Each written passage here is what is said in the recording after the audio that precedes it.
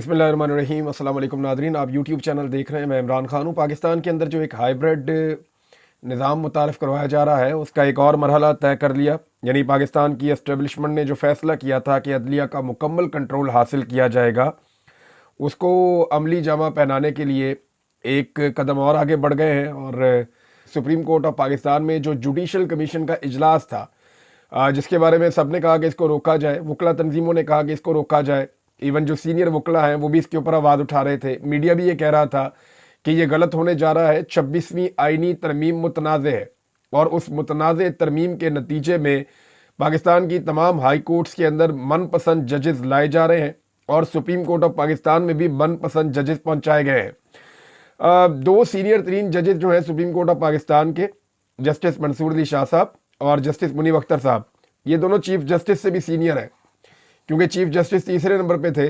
26वीं आइनी तरमीम के नतीजे में उनको लाकर चीफ जस्टिस लगा दिया गया। अब उन दोनों ने भी मना किया था कि जुडिशल कमीशन का इजलास ना बुलाया जाए, लेकिन इसके बावजूद जस्टिस याया अफरीदी ने किसी की बात नहीं सुनी और जुडिशल कमीशन का इजलास बुलाया गया। हामिद खान साहब ने तो यहाँ तक कह दिया कि चीफ जस्टिस को कोई शर्म नहीं है, ये अपने सीनियर जजों की बजाय हुकूमत और एस्टेब्लिशमेंट की बात सुन रहा है। और इस्लामाबाद हाई कोर्ट के हवाले से उन्होंने कहा कि डोगर कोर्ट बनाई जा रही है और ये जजेस ज़्यादा अरसा नहीं रह सकते, उन्हें ये लगता है। लेकिन इन जजेस को अब निकाला कैसे जाएगा, ये बड़ा सवाल पैदा हो गया ना। देखें, सिंध हाई कोर्ट में बहुत सारे जजेस पहुंचा दिए गए हैं, पेशावर हाई कोर्ट में पहुंचा दिए गए हैं, जो लाहौर हाई कोर्ट है वहाँ पे जजेस पहुंचा दिए गए हैं, इस्लामाबाद हाई कोर्ट के अंदर भी जजेस जो है वो अपॉइंट कर दिए गए हैं, पहुँचा दिए गए हैं, बाहर से ट्रांसफ़र करके भी वहाँ पर ले गए हैं जजेस को।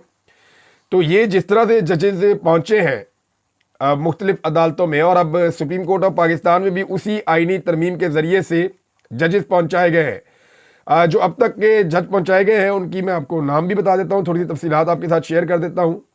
ये कमीशन की जानिब से इस्लामाबाद हाई कोर्ट के जस्टिस मियां गुल हसन औरंगज़ेब की सुप्रीम कोर्ट के कायम मुकाम जज के तौर पर तैनाती की मंजूरी दी गई और जस्टिस मंसूर अली शाह और जस्टिस मुनीब अख्तर ने इजलास का बाइकआउट किया। अच्छा जी, इसके अंदर हुआ ये है कि 6 जजेस अभी पहुंच गए हैं, 2 जजेस जो है वो मजीद पहुंचाए जाएंगे सुप्रीम कोर्ट ऑफ पाकिस्तान में। अब चीफ जस्टिस को सबने मना किया, लेकिन इसके बावजूद उन्होंने जो है वो जुडिशल कमीशन का इजलास बुला लिया और एलामिया जो जारी किया गया है उसके मुताबिक जुडिशल कमीशन के इजलास की सदारत चीफ जस्टिस याया अफरीदी साहब ने की और 6 जजों की मंजूरी दे दी गई। इस्लामाबाद हाई कोर्ट के जो चीफ जस्टिस हैं आमिर फारूक साहब, जिनके पाकिस्तान तहरीक इंसाफ के बड़े शिकवे हैं उनके साथ, और वो ये कहते हैं हमारे सारे केसेस में इन्होंने हमारे साथ बड़ी ज्यादती की है, तो आमिर फारूक साहब को सुप्रीम कोर्ट का जज बनाने की मंजूरी दे दी गई है। उसके बाद chief justice Sindh high court Shafi Siddiqui, Balochistan high court के चीफ जस्टिस हाशिम काकड़ और chief justice Peshawar high court Ishtiaq Ibrahim को सुप्रीम कोर्ट का जज बनाने की मंजूरी दी गई है। और इसके अलावा सिंध हाई कोर्ट के जज सलाहुद्दीन पंवर और हाई कोर्ट और पेशावर हाई कोर्ट के justice Shakeel Ahmed supreme court जज की उनकी भी मंजूरी दे दी गई है। अच्छा, नॉर्मली ये होता ये था कि सुप्रीम कोर्ट या हाई कोर्ट्स सामने आकर खड़ी हो जाती थी जब भी पाकिस्तान में कोई गैर आइनी या गैर कानूनी काम होता था, और जो भी चीज़ें एस्टेब्लिशमेंट की जानिब से ट्रिगर की जाती थी तो उसका रास्ता रोकने के लिए हमेशा अदालतें मुतहरिक होती थी। लेकिन इस मरतबा उल्टी गंगा बह रही है। हुआ यह है कि आसमा जहांगीर ग्रुप एक हुआ करता था जो एंटी एस्टेब्लिशमेंट ग्रुप था। तो जब तक आसमा जहांगीर जिंदा थी वो अपने ग्रुप की ताकत से कोशिश करती थी कि रास्ता रोका जाए लाकानूनियत का या गैर आइनी हथकंडों का या अदलिया की आज़ादी को ना छीना जाए। फिर ये मामला चला गया एहसन भून साहब के हाथ में, ये मामला चला गया कंप्रोमाइज वकला के हाथ में, यानी आदम नज़ीर तारड़ साहब को आप देख रहे हैं, बाकी और बहुत सारे लोग हैं। तो इन लोगों ने किया ये कि ये एस्टेब्लिशमेंट के साथ जाकर मिल गए, तो एंटी एस्टेब्लिशमेंट वाला एलिमेंट तो हो गया ख़त्म। अब जब ये ख़त्म हो गया तो फिर कोई रास्ते में रुकावट थी ही नहीं। वकला जो है वो परेशान है कि ये हमारी क़यादत कर क्या रही है। अब उसके नतीजे में तमाम हाई कोर्ट्स के अंदर और सुप्रीम कोर्ट के अंदर अपनी मर्जी के जजेस पहुंचा दिए गए हैं। यानी ये फैसला किया गया था कि अदालतों को पूरी तरह कंट्रोल किया जाएगा। अब जिन जजेस के नाम आ रहे हैं उनके बारे में ये बात मशहूर है या उन जजेस के बारे में अक्सरियत की यह राय है कि ये कंप्रोमाइज्ड जजेस हो सकते हैं और इनका एक अच्छा खासा ट्रैक रिकॉर्ड भी है और ये एस्टेब्लिशमेंट के करीब समझे जाने वाले जज हैं। यानी एस्टेब्लिशमेंट को ये बात समझ आ गई कि अदालतों में जजेस अपने होने चाहिए। यानी काफ़ी अरसे से मैं आपको कह रहा हूँ ना कि 26वीं आईनी तरमीम पे फुल कोर्ट का मुतालबा बार बार किया जाता है और ये होना चाहिए। तो मैं आपको यकीन से एक बात कहता था कि जब भी 26वीं आईनी तरमीम सुप्रीम कोर्ट ऑफ पाकिस्तान के फुल कोर्ट में जाएगी तो फैसला 26वीं आईनी तरमीम के खिलाफ आएगा और ये कहा जाएगा कि ये तरमीम आइन से मुतसादिम है, लिहाजा ये तरमीम कायम नहीं रह सकती और ये तरमीम खत्म हो जाएगी और उसके बाद आपका आईनी बेंच भी खत्म हो जाएगा, जो गलत तैनातियां हैं वो भी खत्म हो जाएंगी और बहुत सारी चीजें वापस चली जाएंगी। लेकिन अब जो जजेस पहुंचा दिए गए हैं सुप्रीम कोर्ट ऑफ पाकिस्तान में, ये खबर भी मैंने आपको कुछ अर्सा पहले दी थी कि जब ये जजेस सुप्रीम कोर्ट ऑफ पाकिस्तान में पहुंचा दिए जाएंगे तो उसके बाद बेशक फुल कोर्ट बिठा ले। अब ये 6 जजेस पहुंच गए हैं। अब जब भी जस्टिस याया अफरीदी फुल कोर्ट के अंदर ले जाएंगे 26वीं आईनी तरमीम का मामला, तो ये ऑटोमेटिकली वन गो के अंदर हुकूमत के हक में फैसला हो जाएगा और 26वीं आईनी तरमीम कायम रहेगी। अब 26वीं आईनी तरमीम को खत्म कैसे किया जा सकता है? एक तो वकला ने एहतजाज किया, पहले उस पर बात कर लेते हैं। वकला ने कॉल दी थी, एहतजाज की, तो वकला डिवाइड हो गए 2 हिस्सों में। एक वो वकला है जो बेनिफिशरी है इस पूरे सिस्टम के और दूसरे वो हैं जो एहतजाज करना चाहते हैं, जो तंग है।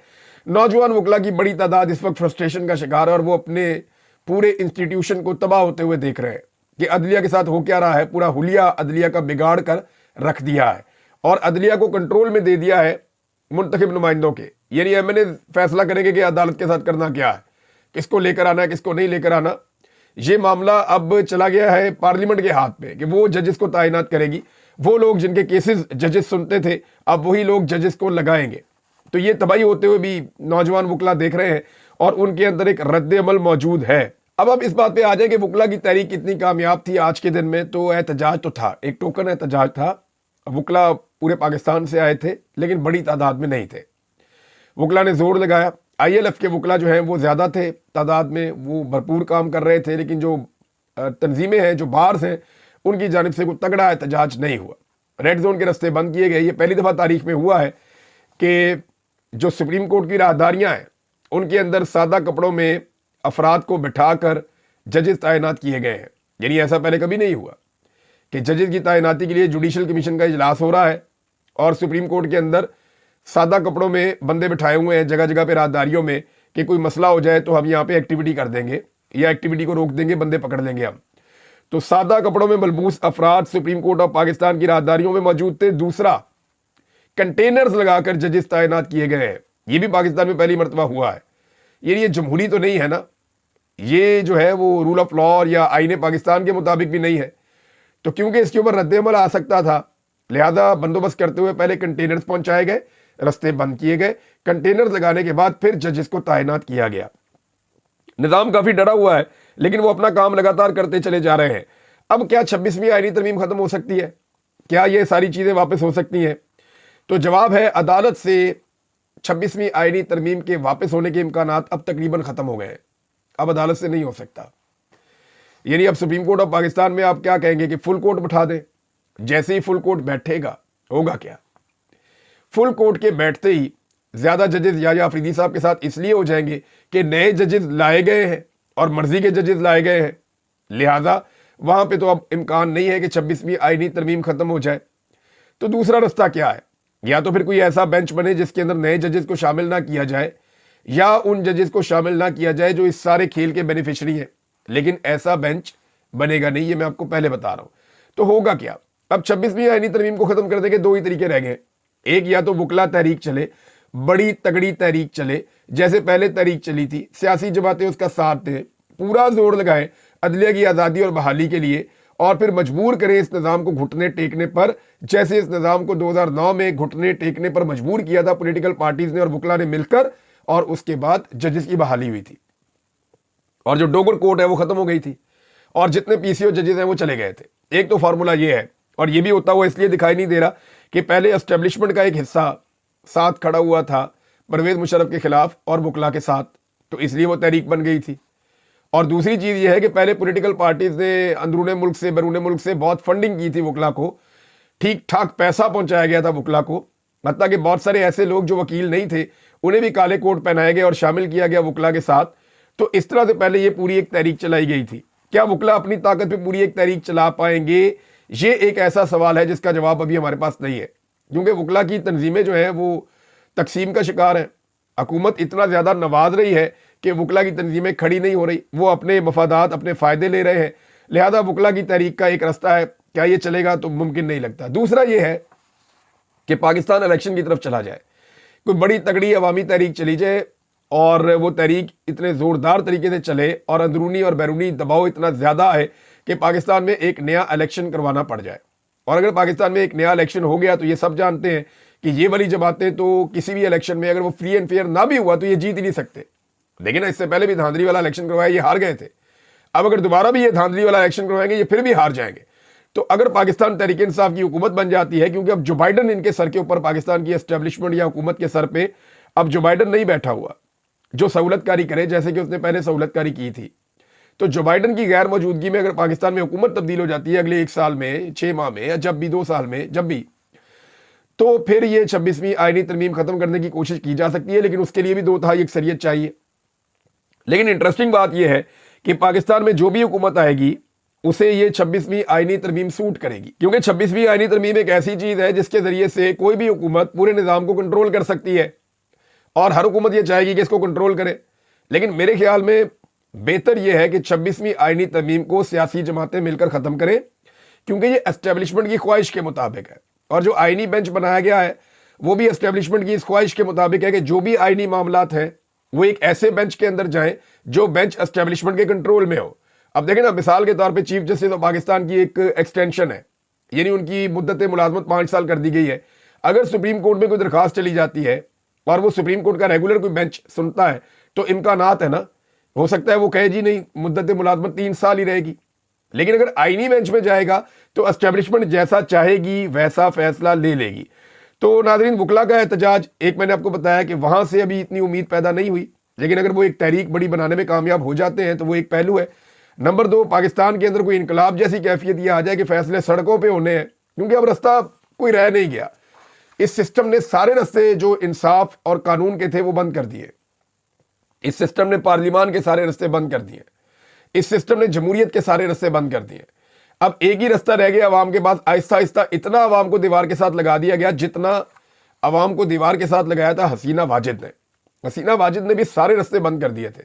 वो पुलिस को कंट्रोल कर रही थी, फौज को कंट्रोल कर रही थी, अदलिया को कंट्रोल कर रही थी, पूरे निज़ाम को उसने काबू किया हुआ था। जिसको इशारा करती थी वो दहशतगर्द कह देती थी। तो हर चीज़ को काबू करने वाली हसीना वाजिद ने जब सारे रास्ते बंद किए तो जो आखिरी रास्ता अवाम के पास बचा था वो यही था कि वो फिर इनकलाब लेकर आए और बड़ी एहतजाजी तहरीक चलाए। और उन्होंने वो तहरीक चलाई, उसके अंदर खून भी बह गया बदकिस्मती से, लेकिन बांग्लादेश की जान छूट गई हसीना वाजिद से।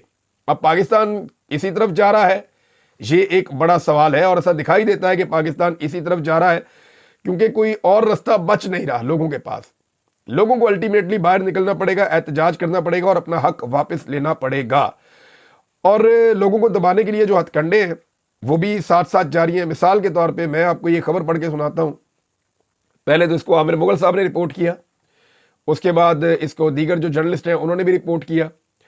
ये वाकया कोट अद्दू चौक सरवर शहीद का है। यहाँ पे हुआ ये है कि पुलिस के रेड के दौरान गल्ला मंडी के सदर और साबिक चेयरमैन यासिर मान ये जान की बाजी हार गए। ये पाकिस्तान तहरीक इंसाफ से इनका ताल्लुक है। इनके ऊपर भी रेड की गई कि आपने पुरअमन एहतजाज क्यों किया।